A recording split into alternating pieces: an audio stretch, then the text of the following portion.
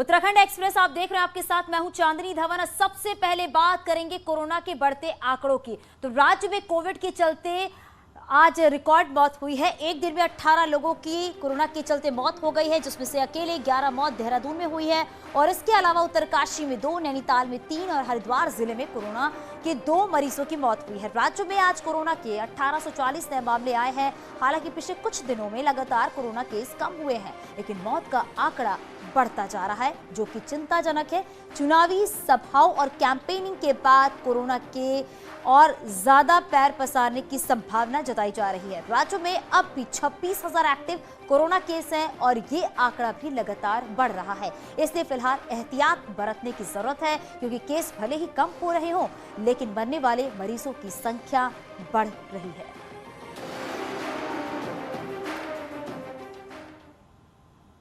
BJP ने आज से मेगा प्रचार अभियान की शुरुआत की है, जिसमें प्रदेश भर में अलग अलग जगह नेता पहुंचे। सीएम धामी भी कई विधानसभाओं में पहुंचे। सीएम चमोली की थराली विधानसभा पहुंचे और यहां पार्टी प्रत्याशी भोपाल सिंह टमटा के पक्ष में डोर टू डोर प्रचार किया है। सीएम यहां कुलसारी क्षेत्र में पहुंचे और लोगों से मुलाकात की है। इस दौरान सीएम बीजेपी के लिए और बीजेपी प्रत्याशी के लिए वोट करने की अपील की है। डोर टू डोर प्रचार के बाद रामलीला मैदान में सीएम ने एक जनसभा को भी संबोधित किया। इस दौरान धामी ने विपक्ष पर हमला किया है और कहा कि फिर से बीजेपी की सरकार बनने जा रही है। हमारे पूरे प्रदेश के अंदर एक पूरा सभी का वातावरण इस प्रकार का बन गया है। सभी जगह जोश है, उत्साह है और लोग 14 फरवरी का इंतज़ार कर रहे हैं। बड़ी उत्सुकता से इंतज़ार कर रहे हैं। यहाँ पर भी बहुत लोगों के अंदर एक उत्सुकता है कि 14 फरवरी आएगी और सब भारी मतदान करेंगे। मैं आश्वस्त हूँ कि थराली विधानसभा समेत पूरे उत्तराखंड के अंदर हम भारी बहुमत से जीते हैं। सर, जिस सब ही आपस में बहुत लड़ाई है और कुर्सी कहीं दूर दूर तक दिखाई नहीं दे रही है, लड़ाई पहले हो गई है। और इससे पहले सीएम पुष्कर सिंह धामी उत्तरकाशी के पुरोला पहुंचे। सीएम ने बीजेपी प्रत्याशी दुर्गेश लाल के समर्थन में रोड शो के साथ ही डोर टू डोर प्रचार भी किया है और लोगों को संबोधित करते हुए सीएम ने कांग्रेस पर जमकर हमला भी बोला है। सीएम ने बीजेपी को वोट देने की अपील की।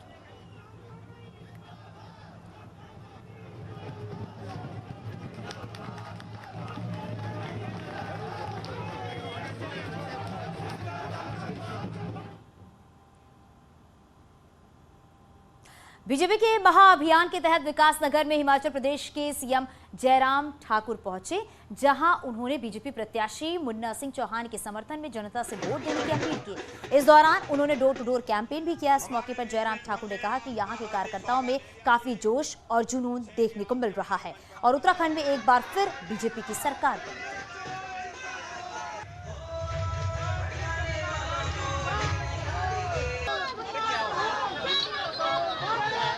और मैं बधाई देना चाहूँगा उत्तराखंड की हमारी पार्टी को और पार्टी के साथ साथ में इस विकासनगर विधानसभा क्षेत्र में मुन्ना सिंह चौहान जी पहले से ही भारतीय जनता पार्टी का प्रतिनिधित्व कर रहे हैं एक विधायक के नाते।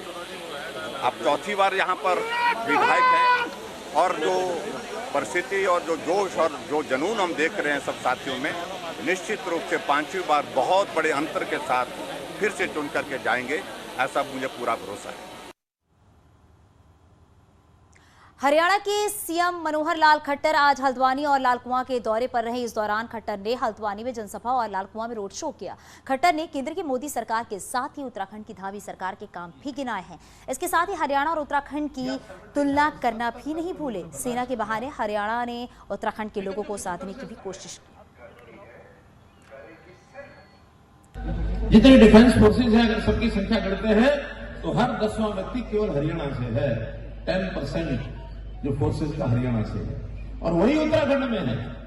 उत्तराखंड में भी जो हमारी सैनिकों की फोर्स है वो भी बड़ी मात्रा में फौज के अंदर है। देश की रक्षा सुरक्षा करने वाले इस प्रदेश के लोगों को मैं सलाम करता हूं, उनको नमन करता हूं।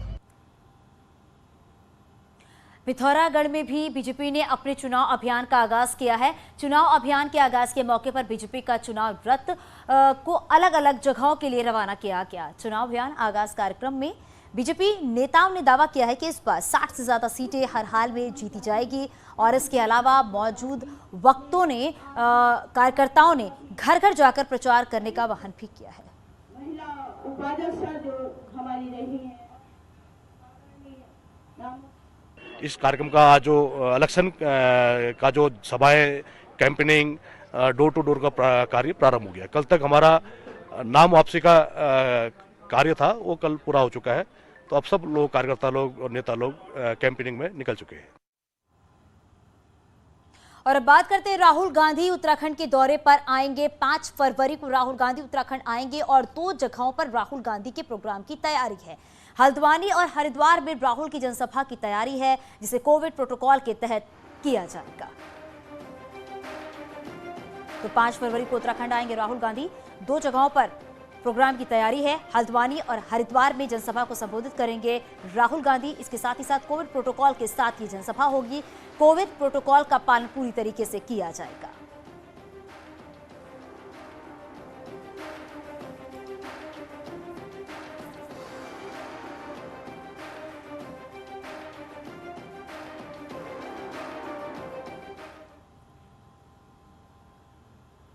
तो वहीं कांग्रेस महासचिव प्रियंका गांधी कल देहरादून में होंगी, जहां एक तरफ वो कांग्रेस का 2022 के लिए घोषणा पत्र जनता के सामने रखेंगे, वही 70 विधानसभा क्षेत्रों में कार्यकर्ताओं और जनता को वर्चुअली संबोधित करेंगे। देहरादून में 1000 लोगों की कैपेसिटी वाले हॉल में वर्चुअल रैली और घोषणा पत्र लॉन्च की तैयारी की गई है, जिसका आज शाम प्रदेश अध्यक्ष गणेश कोदियाल, प्रदेश प्रभारी देवेंद्र यादव और नेता विपक्ष प्रीतम सिंह ने तैयारियों का जायजा लिया। और तीनों नेताओं का मानना है कि उत्तराखंड में अपनी पहली चुनावी रैली करने जा रही प्रियंका गांधी असर छोड़ने में कामयाब होंगी। महासचिव प्रियंका गांधी पहली बार उत्तराखंड में किसी चुनावी रैली को संबोधित करने जा रही हैं। कांग्रेस का 2022 में घोषणा पत्र क्या रहेगा, किस वादे के साथ कांग्रेस जाएगी, वो घोषणा पत्र भी प्रियंका गांधी जनता के सामने रखेंगी 2 फरवरी को। उससे पहले तैयारियों का जायजा यहां पर लिया प्रदेश प्रभारी देवेंद्र यादव, प्रदेश अध्यक्ष गणेश गोदियाल, नेता विपक्ष प्रीतम सिंह। सर, सबसे पहले आपसे पूछूंगा कि पहली रैली को संबोधित करने जा रही प्रियंका गांधी, क्या असर रहेगा? निश्चित ही, जैसे मैंने पहले भी कहा है कि माननीय प्रियंका गांधी जी जो हमेशा अपने हकों की, जो समाज में पीछे छूट जाते हैं, उनके हकों की लड़ाई, जो भी मुद्दे होते हैं उनको प्रमुखता से उठाने का जो काम करती हैं, आज हमने इनवाइट किया उत्तराखंड में। वो कल पहली बार चुनावी रैली को संबोधित करने यहाँ पर आ रही हैं। ये वर्चुअल रैली रहेगी और इसमें हम अपना मैनिफेस्टो भी रिलीज करेंगे।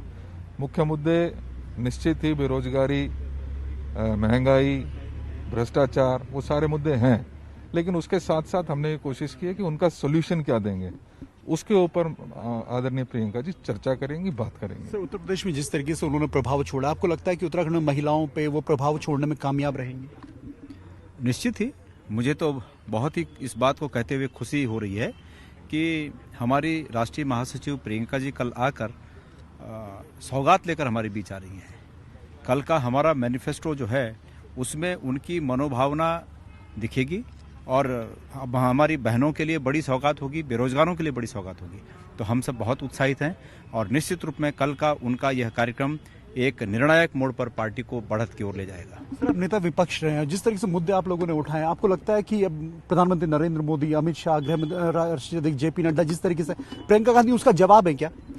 निश्चित रूप से प्रियंका गांधी जी हमारी राष्ट्रीय नेता हैं और जिस तरीके से वो तमाम विषयों को जो है देश के अंदर उठाती रही हैं, उससे आम जन में जो है प्रियंका गांधी जी का जो है स्वीकारोक्ति हुई है और कल वो आ रही हैं और निश्चित रूप से जो वर्चुअल रैली को संबोधित करेंगी और जो हमारा मैनिफेस्टो से लॉन्च करेंगी, तो उसके माध्यम से पूरे प्रदेश के अंदर संदेश जाएगा कि 2022 की जो जंग कांग्रेस लड़ रही है, उस जंग को जो है हम जीतने का काम करेंगे। तो अपनी पहली रैली में प्रियंका गांधी कितना प्रभाव छोड़ेंगी, इसके लिए आपको 2 फरवरी का इंतजार करना होगा। कैमरा पर्सन राकेश के साथ दीपांकर भट्ट, न्यूज़ 18 देहरादून। कल कांग्रेस अपना घोषणा पत्र जारी करेगी, तो एक दिन बाद 3 फरवरी को बीजेपी भी अपना विजन डॉक्यूमेंट लाएगी। अब उसमें क्या वादे होंगे वो तो पता तभी चलेगा, लेकिन 2017 में सत्ता में आने से पहले बीजेपी ने क्या वादे किए और कितने पूरे हुए, वो आप देखिए। बीजेपी ने 2017 के चुनाव से पहले 20 पेज का विजन डॉक्यूमेंट पेश किया था और वादों की झड़ी लगाई थी। अब पहले वो वादे देखिए जो बीजेपी की 3 सीएम वाली सरकार ने पूरे किए। गैरसैंण को ग्रीष्मकालीन राजधानी बनाने का वादा, लघु एवं सीमांत किसानों को ब्याज मुक्त फसली ऋण, राज्य में 24 घंटे बिजली देने का वादा, वैकल्पिक ऊर्जा के स्रोतों को बढ़ावा दिया जाएगा, पलायन रोकने की गंभीर कोशिश होगी। इसमें पलायन आयोग का गठन किया गया, पारदर्शी व्यवस्था के लिए ई-टेंडरिंग प्रणाली अपनाई जाएगी, बंद पड़ी जल विद्युत परियोजनाओं पर काम शुरू करेंगे, होम स्टे योजनाओं को प्रभावी बनाया जाएगा। अब ये कुछ वादे पूरे हुए तो कई वादे ऐसे भी रहे जो अब भी अधूरे हैं। 2017 के वो वादे अब देखिए जो अब भी पूरे नहीं किए गए हैं। सरकार बनते ही 100 दिन में लोकायुक्त कानून लागू करेंगे, आर्थिक रूप से कमजोर परिवारों को सस्ती बिजली देंगे, प्रतिभाशाली छात्रों के लिए कोचिंग की व्यवस्था की जाएगी, सभी विभागों के खाली पद 6 महीने के अंदर भरे जाएंगे, राष्ट्रीय स्तर के स्टेडियम और मिनी स्टेडियम बनाए जाएंगे, eco tourism, Corbett circuit, Kumaon circuit में टूरिज्म बढ़ाएंगे, जनजातीय संस्कृति पर पर्यटन को आगे बढ़ाएंगे, शिक्षा के व्यवसायीकरण, शैक्षिक भ्रष्टाचार पर सख्ती की जाएगी, भ्रष्टाचार रोकने के लिए एंटी करप्शन सेल का गठन किया जाएगा, गन्ना किसानों को फसल बेचने के 15 दिन में पूरा भुगतान किया जाएगा, राज्य आंदोलनकारियों के लिए एक म्यूजियम भी बनाएंगे। यानी कि कई वादे ऐसे रहे जो 5 साल बाद अब भी अधूरे रह गए। हालांकि बीजेपी की दलील 100% वादे पूरे करने की है। गरीब कल्याण को लेकर, जो हमने सैन्य कल्याण को लेकर, जो हमने युवा संकल्प को लेकर, जो हमने माताओं बहनों की, महिलाओं के संकल्प को लेकर, जो स्वास्थ्य और शिक्षा के संकल्प को लेकर 2017 का दृष्टिपत्र जारी किया था, उस दृष्टिपत्र के आधार पर, उस संकल्प के आधार पर हमने इन 5 सालों में प्रदेश में कई विकास की, कई नई और बड़ी कहानियों को गढ़ने का काम किया है। हर सियासी पार्टी चुनाव से पहले वादे करती है, लेकिन कितने पूरे कर पाते हैं वो आपने देखा। ऐसे में एक बार फिर वादों की झड़ी लगने वाली है, फिर दावे भी होंगे, लेकिन पूरे कितने होंगे ये सवाल लगातार बना हुआ है। देहरादून से न्यूज़ 18 के लिए सुनील और प्रभात की रिपोर्ट।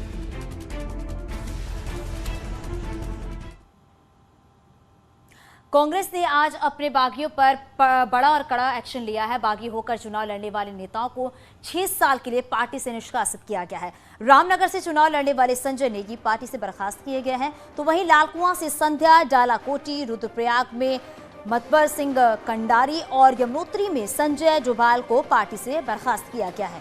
कांग्रेस का कहना है कि पार्टी में अनुशासनहीनता बर्दाश्त नहीं की जाएगी। तो बागियों पर कांग्रेस अभी भी चुनाव लड़ रहे हैं और पार्टी ने गंभीरता से उसमें विचार विमर्श किया। पार्टी के वरिष्ठ नेताओं ने ऐसे लोगों को हमने 6 साल के लिए पार्टी की प्राथमिक सदस्यता से निलंबित किया है और जिन लोगों को निलंबित किया उसमें संध्या डालाकोटी, संजय नेगी, संजय डोभाल और मातवर सिंह कंडारी जी सारे वरिष्ठ लोग हैं और वरिष्ठ लोगों को मनाने पर भी ये नहीं माने और मजबूर होकर पार्टी ने बड़े भारी मन से इनको 6 साल से निष्कासित करने का निर्णय लिया है। एक तरफ कांग्रेस ने बिना देरी के बागी नेताओं को 6 साल के लिए पार्टी से बाहर कर दिया है, वहीं दूसरी तरफ अनुशासन की दुहाई देने वाली बीजेपी ने बागी नेता तो दूर, जो नेता पार्टी छोड़कर कांग्रेस में शामिल हो गए हैं और कांग्रेस के टिकट पर चुनाव लड़ रहे हैं, उन्हें भी औपचारिक रूप से पार्टी से बाहर नहीं कर पाई है। टिहरी में विधायक धन सिंह नेगी तो नरेंद्र नगर में ओम गोपाल पर बीजेपी ने कोई कार्रवाई नहीं की है, जो कि कांग्रेस के टिकट पर चुनाव लड़ रहे हैं। वहीं बागी होकर लड़ रहे रुद्रपुर में राजकुमार ठुकराल, किच्छा में अजय तिवारी, घनसाली में दर्शन लाल आर, धनौल्टी में महावीर वांगड़ के साथ कई अन्य बागियों पर कार्रवाई करने का साहस फिलहाल बीजेपी नहीं दिखा पा रही है। अभी हम उनसे बातचीत कर रहे हैं, बातचीत का रास्ता भी हमारे पास है, नहीं मानेंगे तो फिर उसके बाद कार्रवाई करेंगे। जो नामांकन जिन्होंने वापस, अभी हम सोच रहे हैं कि उनसे बातचीत हमारी चल रही है, उनमें से यदि बातचीत का रास्ता निकल आता है तो अच्छा है, नहीं निकलेगा तो फिर लास्ट में अनुशासन की कार्रवाई बस्ते होकर ही जाएगी। देहरादून में ट्रांसजेंडर रजनी रावत आज बीजेपी में शामिल हो गई हैं। सीएम धामी ने रजनी रावत को बीजेपी की सदस्यता दिलाई। रजनी रावत आम आदमी पार्टी के टिकट पर देहरादून के मेयर का चुनाव लड़ चुकी हैं। साथ ही कांग्रेस महिला विंग की प्रदेश उपाध्यक्ष भी रह चुकी हैं और इसके अलावा साल 2017 के चुनाव में देहरादून की रायपुर और धर्मपुर सीट से रजनी रावत ने चुनाव लड़ा था।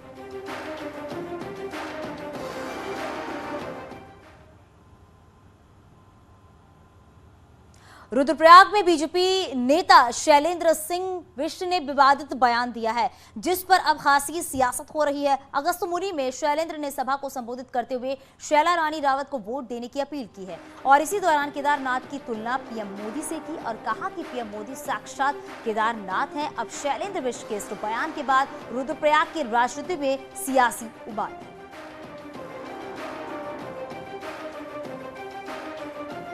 कि एक बहन के रूप में केदार को शैला रानी मिली है, नाम शैला है, हिमालय की रानी शैला है। बाबा केदार चंद पंद्राव में रहता है और देश का प्रधानमंत्री नरेंद्र जो अपने आप में केदार है, ऐसी पार्टी का आप कार्यकर्ता है। विधानसभा चुनाव अब अपने चरम की ओर पहुंचने जा रहा है। चुनाव आयोग द्वारा छोटी सभाओं की अनुमति मिलने के बाद प्रत्याशियों ने राहत की सांस ली है। नैनीताल सीट पर दूसरी पार्टियों के कई कार्यकर्ताओं ने कांग्रेस की सदस्यता ली। कांग्रेस के प्रत्याशी संजीव आर्य ने सभी को पार्टी की सदस्यता दिलाई है। सभाओं की अनुमति मिलने पर उन्होंने कहा है कि जनता के साथ संवाद जरूरी है, साथ ही क्षेत्र के विभिन्न मुद्दों को लेकर वो जनता के बीच जा रही हैं। जनसंवाद ही नहीं हो पाएगा।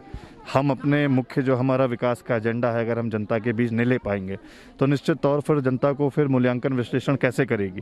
तो निश्चित तौर पर आज राहत मिली है। अभी तक तो हम व्यक्तिगत डोर टू डोर जनसंपर्क के माध्यम से जनता के बीच पहुंचने की कोशिश कर रहे थे। राज्यसभा सांसद और बीजेपी के राष्ट्रीय मीडिया प्रमुख अनिल बलूनी ने आम बजट 2022-2023 का स्वागत करते हुए पीएम मोदी और वित्त मंत्री निर्मला सीतारमण का धन्यवाद किया है। अनिल बलूनी ने कहा है कि ये बजट देश के लिए अगले 25 साल की बुनियाद रखने वाला बजट तो है, साथ ही साथ उत्तराखंड के लिए भी इस बजट में विशेष प्रावधान किए गए हैं। दुर्गम पहाड़ी क्षेत्रों में रोपवे, रेल और एयर कनेक्टिविटी की योजना का सबसे अधिक लाभ उत्तराखंड को होगा। इसके साथ ही देश भर में केमिकल मुक्त प्राकृतिक खेती और गंगा नदी के 5 किलोमीटर के दायरे में आने वाले किसानों की जमीन पर विशेष ध्यान देने की योजना से भी उत्तराखंड लाभान्वित होगा। गति शक्ति योजना से सबसे अधिक लाभ उत्तराखंड को होगा।